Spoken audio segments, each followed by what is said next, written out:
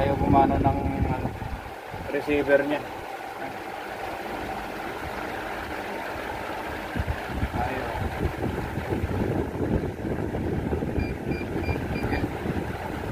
Ayaw. Ayaw. Tunog lang. Napalitan na ng battery to, bago. Bago na po itong battery, no?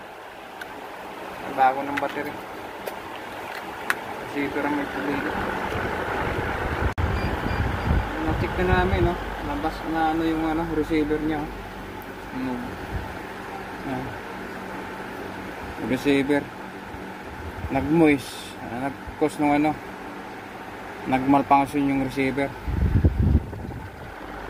Yung unit sa ceiling suspended.